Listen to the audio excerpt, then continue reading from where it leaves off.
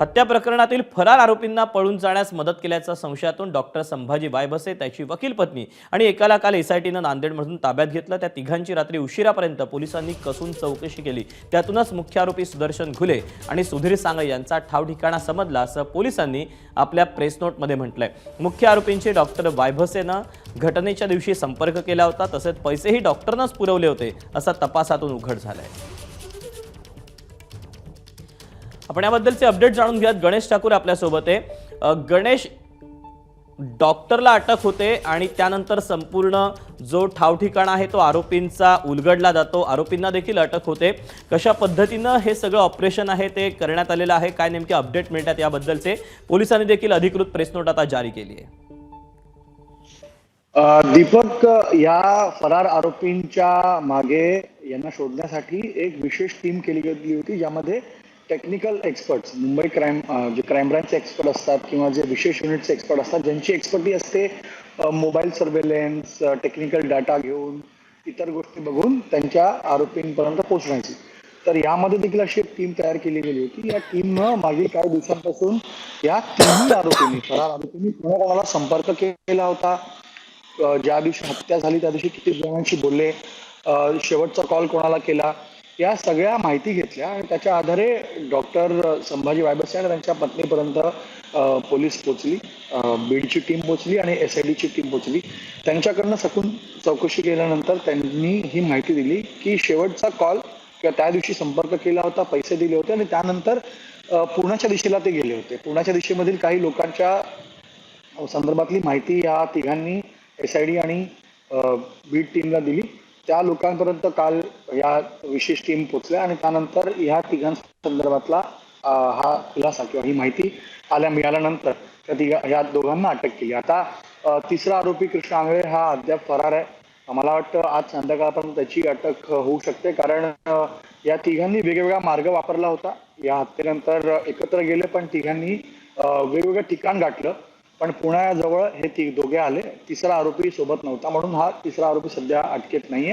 पण या दोघांकडून, कारण ह्या दोघांच्या संपर्कात तिसरा आरोपी कृष्ण आंगळे होता, तर त्याच्याबद्दल माहिती मिळाली। त्या अनुषंगाने आता पुढील तपास स्थानिक पोलीस म्हणजे बीड पोलीस आणि एसआयडी करते। म्हणून टेक्निकल सर्व्हेलन्स आणि टेक्निकल डेटाच्या आधारे 1 महिन्यानंतर या दोघांची अटक करण्यात पोलिसांना यश मिळालेलं आहे। दीपक, गणेश, धन्यवाद दिलेल्या सगळ्या सविस्तर माहितीबद्दल।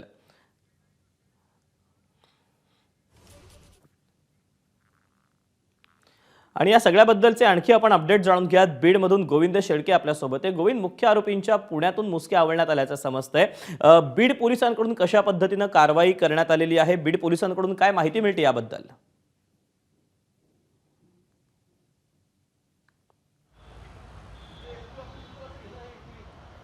नक्कीच संतोष देशमुख हत्या प्रकरणातली ही सगळ्यात मोठी अपडेट आहे, कारण संतोष देशमुख यांची हत्या झाल्यानंतर जे प्रमुख मारेकरी राज्याबाहेर पळून गेले होते त्यांना पकडण्यात बीड पोलिसांना यश आलं आहे। म्हणजे या प्रकरणामध्ये एकीकडे एसआयटी चौकशी करत होती, त्यानंतर सीआयडीकडून मोठ्या प्रमाणात तपास सुरू होता।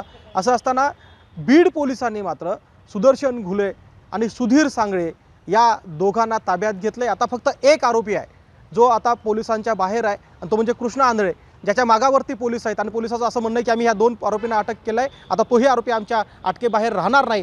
पुण्यातून या दोघांना अटक झाली आणि ही अटक कधी झाली आहे हे समजून घेतलं पाहिजे। म्हणजे या प्रकरणाचा जो खरा सूत्रधार किंवा मास्टरमाइंड ज्याला म्हणूया आपण, ज्यांनी हे कृत्य घडून आणलं, त्यानंतर सुधीर सांगळे, कृष्ण आंधळे आणि या प्रकरणाचा मुख्य आरोपी सुदर्शन घुले, या तिघांनाही पळून जाण्यामध्ये ज्याचा सगळ्यात मोठा वाटा राहिला तो म्हणजे डॉक्टर संभाजी वायबसे। याला नांदेडमधून बीड पोलिसांनी ताब्यात घेतलं, बीडच्या स्थानिक गुन्हे शाखेने ताब्यात घेतलं आणि त्यानंतर खऱ्या अर्थानं या तपासाला सुरुवात झाली। त्यानंतर काही तासात सुदर्शन घुले आणि सुधीर सांगळेला पुण्यातून अटक झालेली आहे।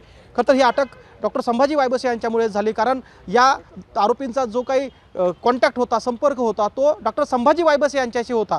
डॉक्टर संभाजी वायबसे सुद्धा पत्नीसोबत फरार झाला होता।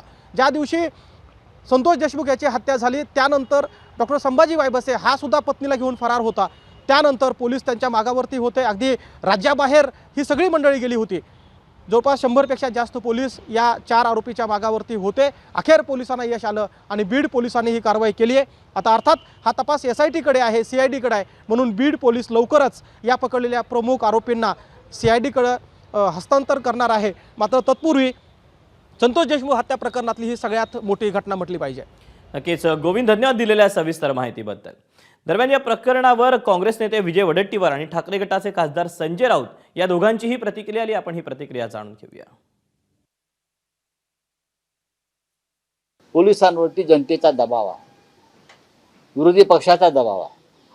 पोलिसांनी किंवा CIDनं आतापर्यंत केलेली कारवाई मला असं वाटतं त्याच्यावरती आपण विश्वास ठेवला पाहिजे. मला असं वाटतं की बीडमध्ये आता सुरेश धस पुरेसे आहेत.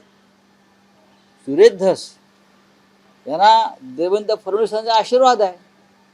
धस साहेब आमचे जे काय बोलत आहेत ते फडणवीसांच्या आशीर्वादाशिवाय बोलणार नाहीत. तर जे काही त्यांचं चाललेलं आहे याचा अर्थ असा आहे की देवेंद्र फडणवीस गृहमंत्री यांना सुद्धा बीडमधला हा दहशतवाद बंदुकीचं राज्य मोडून काढायचं आहे. SITनी आणि CIDनी जे काही आता दोन यंत्रणा काम करतायत या संदर्भात त्यांनी प्रामाणिकपणे कुठल्याही दबावाला बळी न पडता, कुठल्याही प्रेशर खाली न येता या प्रकरणामध्ये शोध घ्यावा, तळापर्यंत जावं. जी सगळी आरोपी आहेत त्या सर्व आरोपींचा उडबस हे मंत्र्यांच्याकडे होती, त्याचे अनेक पुरावे आहेत. त्यांची जवळीक होती, त्यांच्या घरात वावरत होते. आता हे सगळं होताना ते म्हणतात की माझा संबंध नाही. मी असा आरोप करणार नाही की संबंध आहे का, पण चौकशी झाली पाहिजे.